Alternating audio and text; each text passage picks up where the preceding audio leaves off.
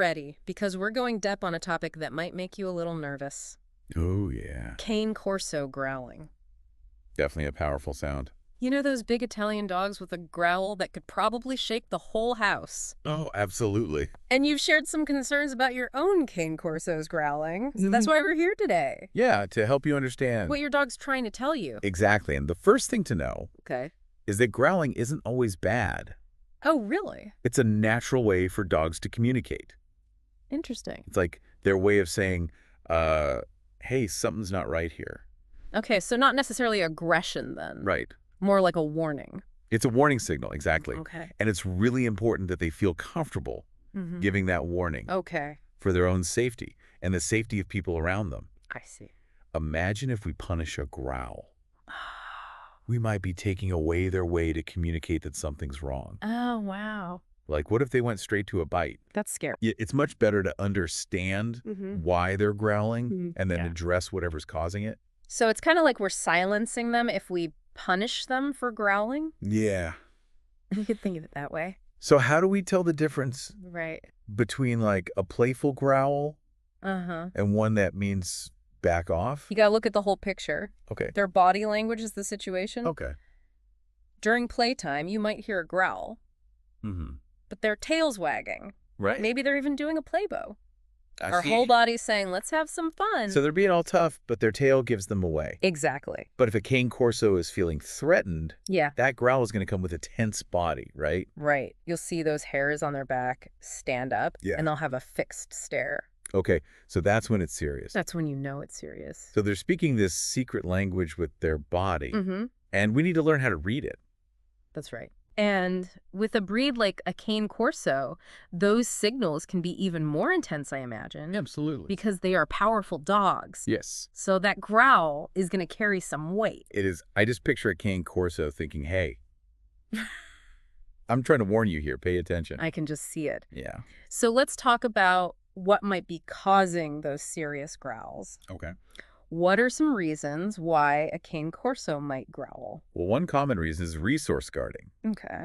That's when a dog becomes possessive of their food, their toys, or even just a spot. Like if they growl if you get close to their food bowl. Well, exactly. It's instinctual. Yeah. But it's something we want to address to keep everyone safe. Of course. And we know Cane Corsos were bred for guarding, right?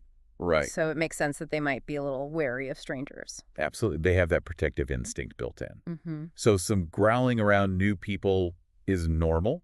Oh. It's not necessarily aggression, just being extra aware. So like they're saying, hold on, let me check you out before we get friendly. Yeah, exactly. And remember, fear can also be a trigger. Oh. Just like us dogs get scared and anxious. Makes sense. They might growl when they're feeling overwhelmed. So like loud noises or a trip to the vet? That's right. Even a new place could trigger it.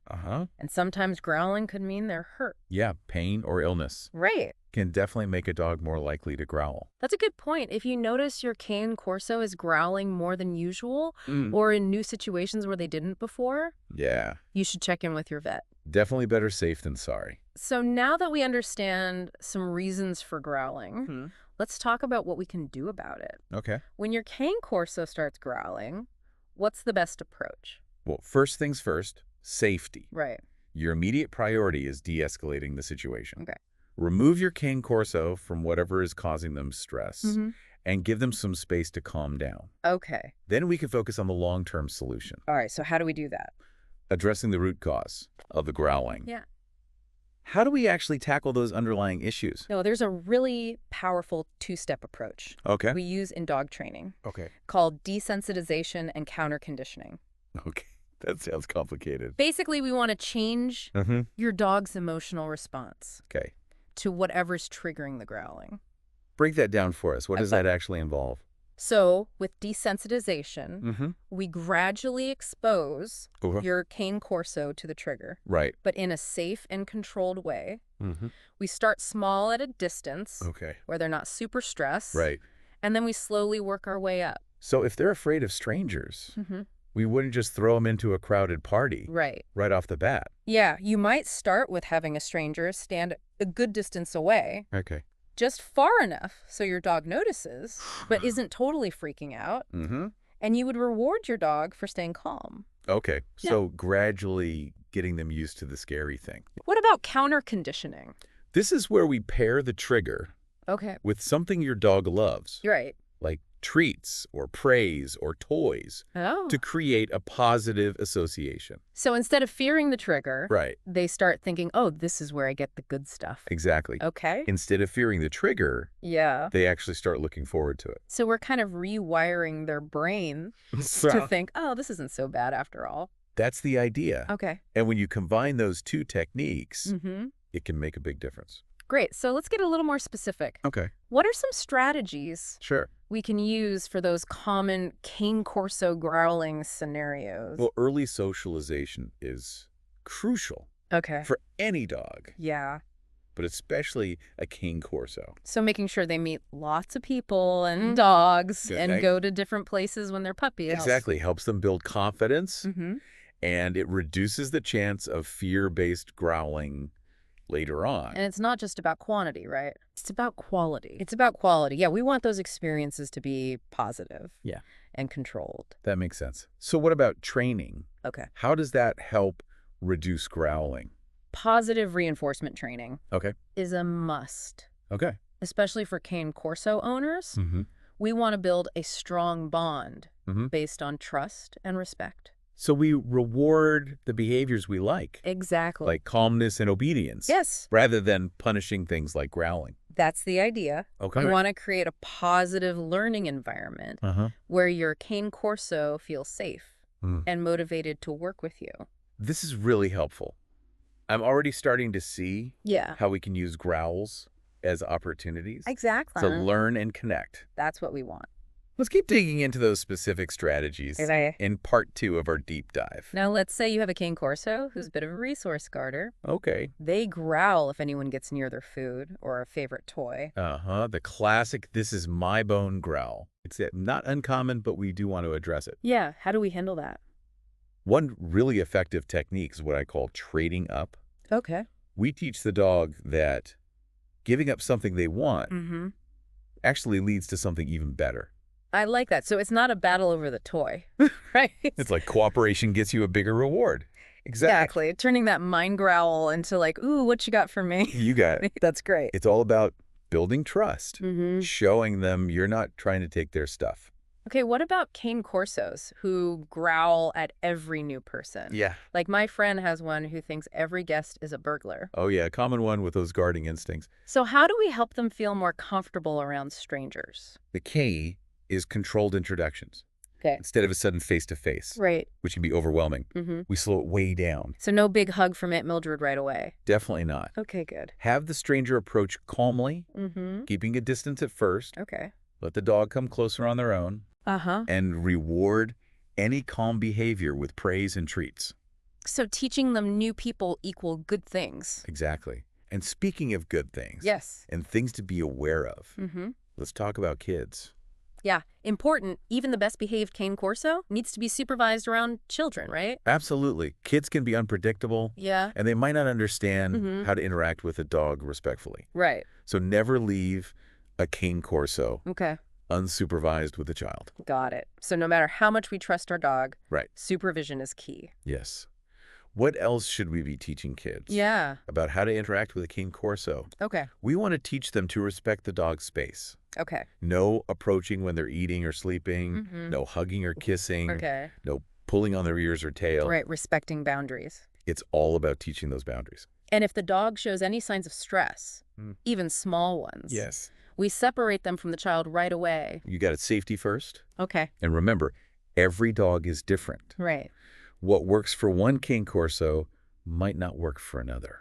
So there's no one-size-fits-all? No one-size-fits-all approach, you're right. So it sounds like observation is important. Yes. Paying attention to our dog's cues. Exactly. And being flexible with our training. That's right.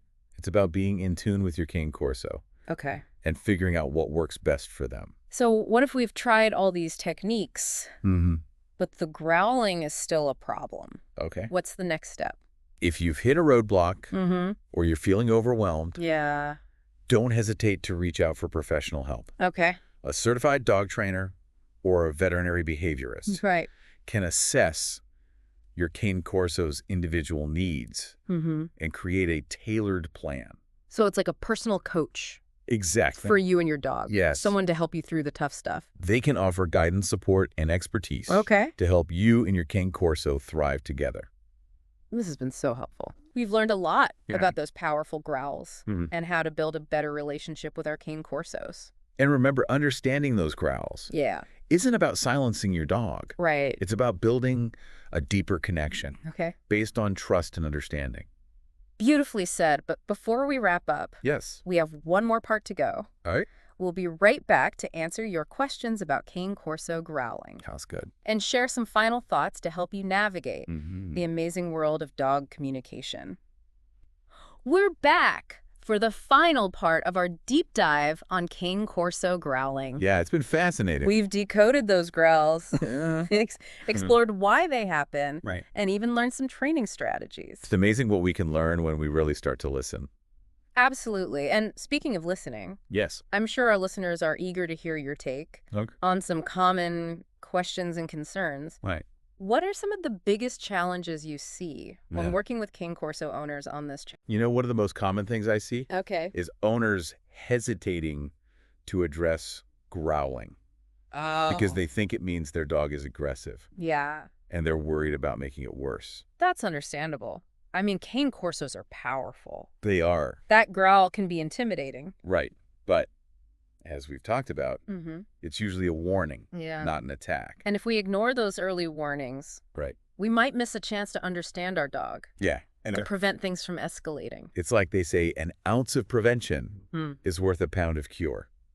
So addressing growling early on isn't just about preventing bites. Right. It's about building trust.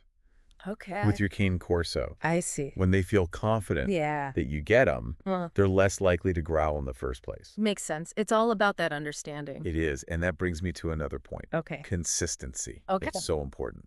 When we're trying to change any behavior. Especially growling. We got to be consistent. So no magic wand. No. We can't just do it once and expect a change. Right. It's about making it part of everyday life. Right. Think of it like learning a language. You don't become fluent overnight. No way. It takes time and practice. And the same goes for understanding our dogs. Makes sense. The more we practice those positive reinforcement techniques, the better we get at speaking canine. I love that analogy. It's like we're building a bridge between two different species. And the rewards are amazing. So as we wrap up, what's one last piece of advice for Cane Corso owners working on this? I would say never underestimate patience. And positivity. Remember, your Cane Corso isn't trying to be difficult. They're just communicating their needs. So empathy over frustration. Exactly. And punishment. Yes. Approach training with love. And respect. And you'll be amazed at what you can accomplish. Now, before we go, I want to leave our listeners with one last thought. As you go through the world with your Cane Corso. Pay attention to those little signs. Those whispers before the growl. Exactly what makes their ears perk up. What makes their body tense. What makes them uncomfortable. If you notice those early signs, you can figure out their needs. And make them feel safe and loved. Beautifully said. And remember, if you're ever feeling lost, reach out to a professional. You and your Cane Corso deserve a happy life together. Thank you so much for joining us on this deep dive. It was my pleasure. Into Cane Corso growling. We hope you learned something. To help you and your dog thrive.